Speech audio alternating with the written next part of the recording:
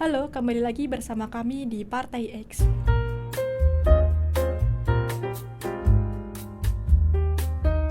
Rakyat Indonesia harus kencangkan ikat pinggang untuk iuran bayar utang. Dalam beberapa tahun terakhir, beban utang negara menjadi topik hangat di tengah masyarakat. Dengan jumlah utang yang terus meningkat, pemerintah menghadapi tantangan besar untuk menjaga stabilitas ekonomi tanpa menekan rakyat terlalu keras. Namun, pada akhirnya, rakyat kerap menjadi pihak yang harus memikul beban tambahan melalui berbagai kebijakan fiskal, mulai dari peningkatan tarif pajak, pengurangan subsidi, hingga kebijakan lain yang secara tidak langsung mempengaruhi daya beli masyarakat. Jadi mereka yang menyampaikan hashtag nggak bayar pajak, ya berarti Anda nggak kepingin tinggal di Indonesia. Dari mana duitnya?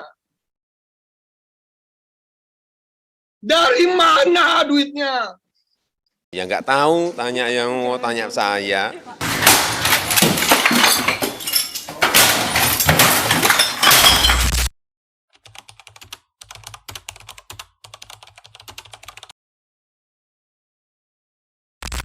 Dalam beberapa tahun terakhir, beban utang negara terus menjadi perhatian utama.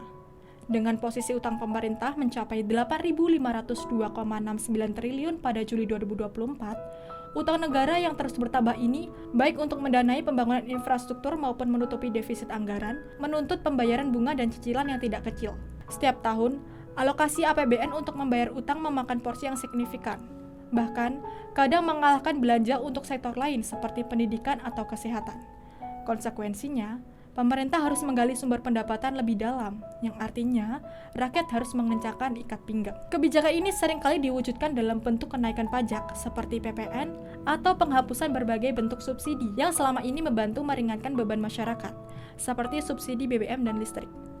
Dampaknya langsung terasa, terutama bagi kelompok masyarakat menengah ke bawah yang semakin sulit memenuhi kebutuhan dasar mereka. Namun, penting juga untuk melihat masalah ini secara komprehensif. Utang negara tidak sepenuhnya buruk, asalkan digunakan untuk hal produktif seperti pembangunan infrastruktur dan investasi di sektor strategis. Masalahnya adalah, ketika utang tersebut tidak memberikan hasil yang optimal atau malah digunakan untuk hal yang kurang bermanfaat, akibatnya rakyat menjadi tameng terakhir untuk menanggung konsekuensinya. Dalam situasi ini, muncul pertanyaan penting. Apakah beban utang ini merupakan tanggung jawab yang adil bagi rakyat? Atau ada ruang bagi pemerintah untuk lebih efisien dalam pengelolaan anggaran, sehingga rakyat tidak harus terus berkorban? Rakyat Indonesia kini dihadapkan pada tantangan besar untuk tetap bertahan di tengah kenaikan biaya hidup. Mereka harus cerdas mengatur keuangan, mencari peluang baru, dan mengedepankan solidaritas untuk saling membantu. Di sisi lain juga, pemerintah harus menjawab kepercayaan rakyat dengan transparansi, akuntabilitas, dan efisiensi dalam pengelolaan anggaran negara. Langkah ini penting untuk memastikan bahwa setiap rupiah yang dikumpulkan dari rakyat benar-benar dimanfaatkan untuk kesejahteraan bersama, bukan sekedar menutupi beban masa lalu.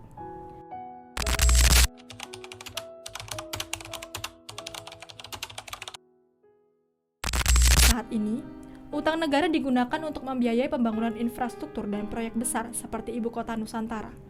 Manfaatnya sering dinilai tidak merata. Proyek-proyek ini lebih menguntungkan kelompok elit atau sektor tertentu, sementara rakyat kecil justru merasakan efek samping berupa kenaikan biaya hidup. Belanja pemerintah yang meningkat 17% pada 2024 memperparah defisit anggaran, sehingga pemerintah terpaksa mencari utang baru. Hal ini memunculkan kritik bahwa kebijakan ekonomi lebih diarahkan untuk memenuhi kebutuhan elit ekonomi daripada meningkatkan kesejahteraan masyarakat umum.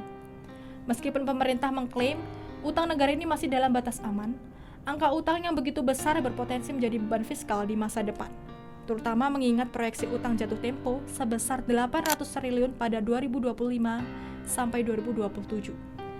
Dari sudut pandang rakyat kecil, tekanan ekonomi semakin berat.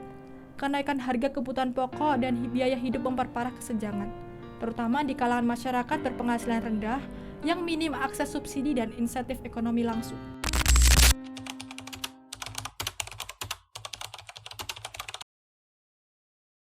Beberapa ahli, seperti dari Core Indonesia, menyoroti turunnya pendapatan negara dari pajak yang justru memperlebar defisit anggaran.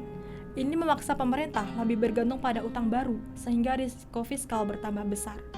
Situasi ini memunculkan kritik bahwa kebijakan pemerintah cenderung lebih reaktif terhadap tekanan elit ekonomi atau berfokus pada kepentingan investasi besar dibanding kesejahteraan rakyat kecil. Pemerintah harus fokus pada efisiensi anggaran, pengendalian belanja, dan memastikan proyek pembangunan memberikan dampak langsung bagi rakyat. Jika seperti ini, haruskah rakyat mengencangkan ikat pinggang untuk membayar utang negara?